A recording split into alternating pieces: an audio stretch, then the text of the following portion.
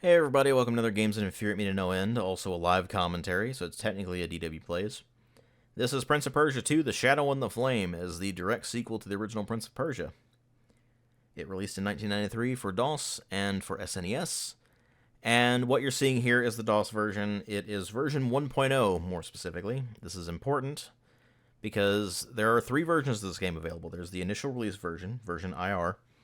Then there is version 1.0, which is actually an updated version of the game, which sounds baffling these days, but that's how it was back then. The version numbers were weird sometimes.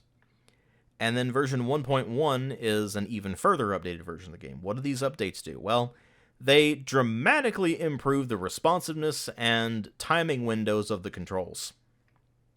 This makes the game what I would consider to be at least something vaguely resembling playable, compared to the initial release version, which was overwhelmingly cruel and was more along the lines of how incredibly clunky and non-responsive the controls were in the original Prince of Persia, only it was actually worse. Which is baffling to think about, but whatever. Now, when the original Prince of Persia came out in 1989 for the Apple II, it was a technical marvel, and I cut the game a lot of slack for being primarily a technically minded game more than anything else and pushing that system to its absolute limits. The version that was ported over to other systems, though, I don't have as much respect for, because it's just a port of a game that was far more impressive on its original system than it was on those other ported systems. And that game suffered from severe lack of responsiveness in the controls, from them being incredibly clunky. The timing was incredibly weird. You basically were fighting the controls more than anything else, and it wasn't a matter of player skill or anything like some people were asserting. It's a matter of trial and error. You just keep mashing the controls until eventually you figure out what works, and then you just memorize it. That's what a lot of games were like back then. It was just a matter of really just memorization. This is how arcade games were, really. You didn't really get good at them per se by just having good reflexes and good intuition. You just memorized what it was throwing at you, and you reacted accordingly. Now, obviously, skill does have some role in there. You have to both know what's coming and have the skill to be able to respond to it, but when the controls are, I don't know if they're necessarily intentionally bad in the original Prince of Persia, but certainly in this one they were intentionally bad. And in all other cinematic platformers, they're intentionally bad. When the controls are this rough to deal with, skill doesn't really matter as much. It really is just a matter of memorization and just responding to things you've memorized. So what does that mean in the case of Prince of Persia 2? Well, Prince of Persia 1 was rather difficult. Prince of Persia 2 is one of the most difficult games of its era, for reasons you will understand here in just a moment. Your timing windows, at least in the initial release version, were so narrow that most people couldn't even do them. They dramatically improved that with the version 1.0 release, and then version 1.1 tightened it a bit further. But version 1.0 and version 1.1 are considerably more playable than the original version for most people. That's not a good thing necessarily, because the game is still overwhelmingly cruel to the player, and this was cited as a good thing back then. You gotta remember, we're still dealing with arcade game principles at the time. People kind of expected games to be punishingly difficult. What do I mean by that? Well, I mean the following. This is how the game starts. So, to give you some backstory so you can understand what's going to happen here. The events of Prince of Persia happen. The prince is thrown into the dungeon. He has to fight his way through the dungeon. He has an hour to do so, because if he doesn't, then the evil Vizier Jafar will have the princess executed for deciding not to marry him. So you go through the dungeon, you fight guards, you deal with traps and such. You eventually make your way up to find Jafar, you defeat Jafar, and then you save the princess, and everything's great. Prince of Persia 2 picks up from there, and it says that the prince and the princess were happily together under the blessings of the Sultan, who was ecstatic that the prince had saved the kingdom. And then, 11 days after the events of the original game, the prince goes into the throne room one day and feels a cold wind wash over him, and thinks that's weird. So he walks in, and everybody's looking at him like he's crazy. He thinks that's weird, so he goes up to the princess and says, "Hey, princess, why are you looking at me like that?" At which point, a figure behind the princess and the sultan reveals himself to look exactly like the prince and says, "How dare you speak to the princess? Guards, seize him!" In the ensuing confusion, a bit of the enchantment over this figure dissipates just long enough for you to tell, "Oh, it's Jafar. I thought we dealt with him in the previous game." Apparently not. It's a trope of this type of fiction, I know, but still, it's incredibly lazy writing.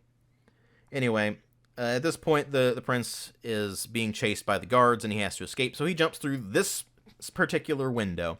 This is how the game starts. So, I'm just going to press the spacebar to start the game here. This is how it starts. I'm not going to do anything at all, just so you can get the full impact of what is happening here. You jump out the window.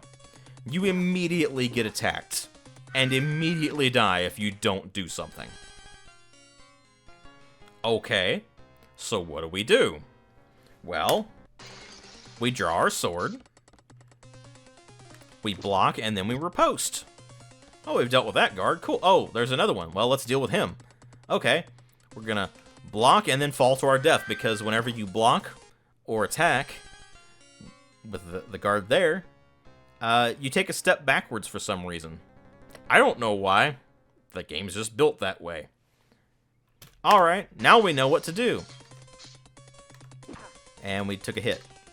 And by the way, if you take a hit and don't take a step forward before you do your attack, you fall to your death as well.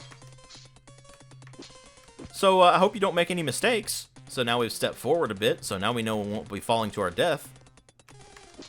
Alright, we've dealt with that. Okay, cool. Now, let me just quickly confirm the version number there. You can see Prince of Persia 2 version 1.0. You hold Alt and press V to display the version number. So, for those of you who are curious. So we have two options here. We can either go left or we can go right. Well, in the original Prince of Persia, we could go either way. If we went right, there was a guard there, and we didn't have a sword, so he would just skewer us. So let's see what happens if we go right in Prince of Persia 2. Only we had to jump off a roof this time. Oh, there's nothing to jump onto. Oh, we fall to our death. Okay. Well, let's try this again here. Deal with guard number 1. Deal with guard number 2. Okay, cool. We've dealt with the guards. Now we can go left. So, for those of you who were telling me that Prince of Persia 1 is a matter of skill and not trial and error, now you know what I'm talking about. It's just knowing what the game is throwing at you. As far as skill goes, there's the matter of timing your control presses and such, and there's the matter of dealing with the game's momentum system. That doesn't take that long to get used to. At least not in this one, with the improved controls compared to the original game. So, skill isn't really important in this game as much as knowledge is. You just need to know what the game is throwing at you and react accordingly. So, Prince of Persia 2 is definitely way more trial and error than the original game, but the original game was like this too. And it was just less unforgiving and less cruel to the player. Prince of Persia 2 is cruel to the player. And this was considered a good thing when the game came out, because they were still operating on arcade game principles back then. So people expected games to just be punishingly difficult for no discernible reason. In hindsight, that is a terrible way of making a game. So we're just going to continue on here. Oh, look, it's a guard. And we've taken a hit. Okay, well, that's not great. Well, we have hit points at least, so we can deal with that. Okay, we've taken 2 hits. Now I can only take 1 more hit. If I take 1 more hit, I die. So let's just keep going. Jump across the rooftop here. Jump across the rooftop here. And, oh, look, it's a guard. Let's deal with him. And then we immediately turn around because one's coming up behind us. Deal with him. Deal with him. Okay, cool. Awesome. We've dealt with all the guards. Let's just keep going here. And we're just going to run along here, and we're going to jump across the rooftop. Okay, cool. And then we're just going to, what do we do? I guess we can fall down. Oh, we died instantly because we only had 1 hit point left. Okay. So how do we deal with that? Well, there are a couple of ways. The first of them is if you're just going to fall off the rooftop, then you need to have at least 2 hit points, otherwise you just die. The second one is that you need to climb down. Now, climbing down requires you to turn around. So we're going to see if we can do that here. Let's see if I can get through this. By the way, that's another thing that drives me up the wall with this game. You notice there that when I attacked, it didn't hit the guy, but he could hit me at the exact same distance. I don't know why it does that. It's incredibly annoying, though.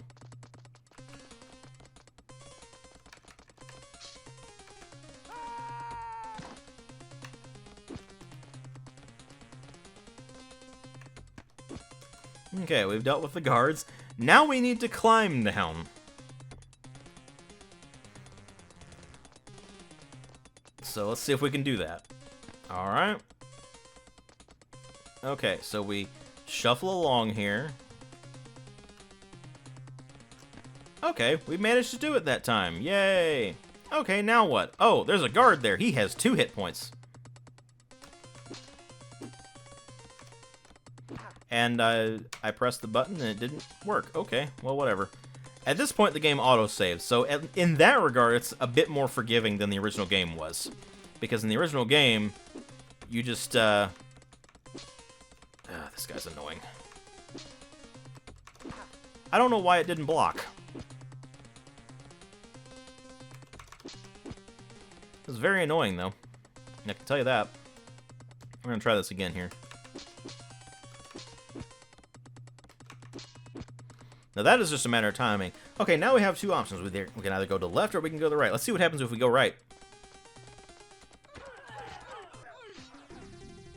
We just die. Okay. Cool.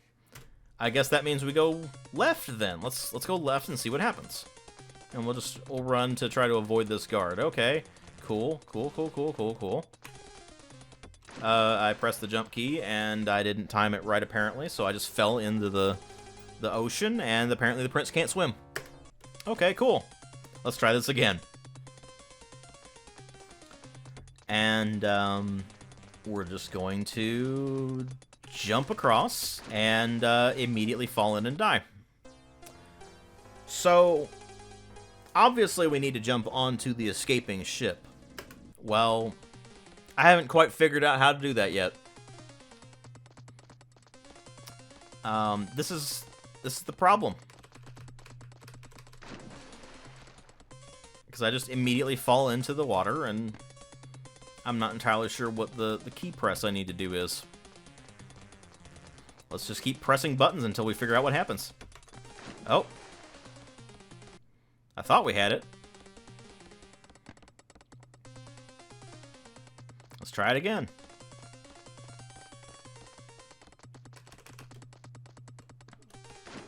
Okay, I caught on that time, but then I died immediately. Okay, cool. Let's try this again. Oh, Prince of Persia 2. Okay, that time it worked. Holy crap. This is the furthest I've ever made it in this game. But you're seeing the problem here, right? You understand what's going on. But, and then of course we have the... Okay, so we're now on a beach. Do I still have my sword? I still have my sword. Okay, cool. Now what? Which way do we go? I guess we'll go right and see what's over here. Okay, there's nothing over here. Cool. We go left. Let's see what's over here. There's a... Oh, look. It's something that will instantly kill me. Cool. You see the problem with the original Prince of Persia and Prince of Persia 2 here, right? It's more of a problem with Prince of Persia 2 than it is with Prince of Persia 1.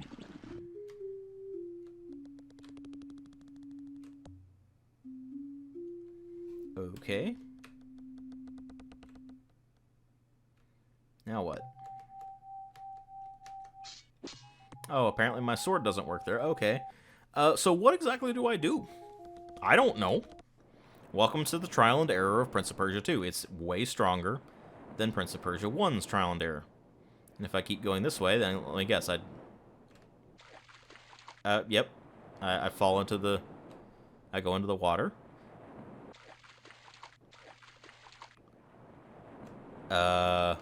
Okay. Okay, I just splashed around in the water. I'm surprised it didn't just instantly kill me for no discernible reason. Ah, damn it. So yeah, welcome to Prince of Persia 2. If you know what's coming, then you can deal with it.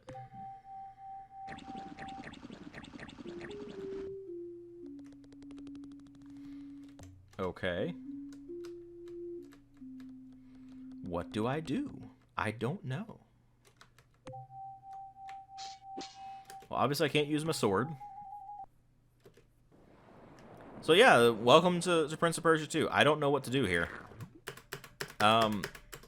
If I knew what to do, and the game gave me some kind of clue to figure that out, like, you would think with this,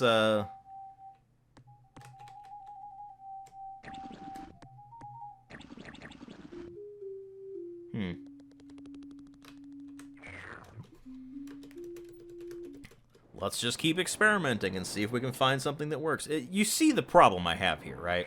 Ah, damn it. Did it again.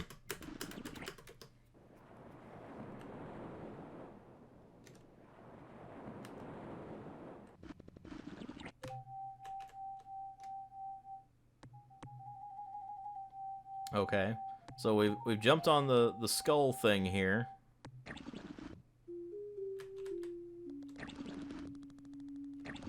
That doesn't seem to have done anything. So yeah, we're at an impasse here. I'm not sure what I need to do. So yeah. I think that's what we're going to call it a video here. But you've got the idea of what's going on with Prince of Persia 2, why it is so irritating. It's just a matter of knowing what you need to do. And what you need to do is just constantly bash your head against a wall until eventually you figure it out, at least metaphorically speaking. That's what this game is like. It is like bashing your head against a brick wall constantly, expecting the brick wall to move, but eventually you just knock a few bricks loose here and there and then find a way to be able to climb over it. By this point, you're so battered and bruised and bloody, you just want to get it over with.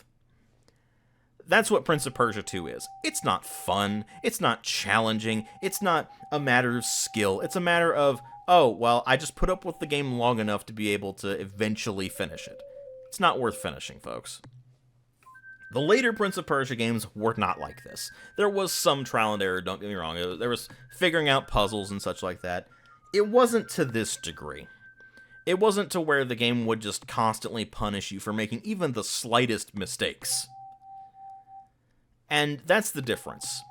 A game like this is so punishingly difficult in the sense that it just doesn't let you make mistakes without completely screwing you over, that it's just not fun. It's not, you can't really develop skill with it or develop a love of it as much as you just suffer through it until eventually either you develop some kind of Stockholm syndrome with it or you just stop playing. And that's where I'm at. I'm not going to play this game anymore.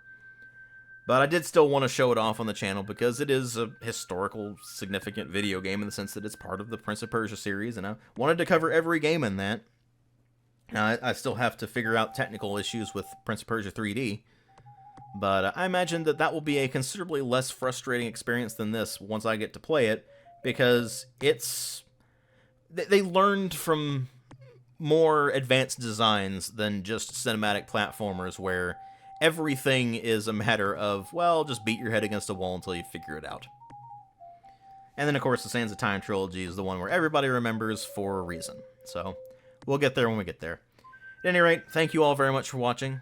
Unfortunately, like with the original Prince of Persia, this one is not available digitally right now. I think they made a remake of it a while back, but it was only available for phones, which is weird. But, suffice to say, Prince of Persia 2 is something that I don't recommend to you, but it's still a shame that it's not available digitally, because this is a piece of gaming history and it deserves to be preserved. So again, thank you all for watching. If you like my channel, please consider supporting it on Patreon. If you can't afford to or don't want to, that's fine. I understand. But the option's there if you're interested, and every bit really helps. Thanks again for watching, and I will see you all in later videos.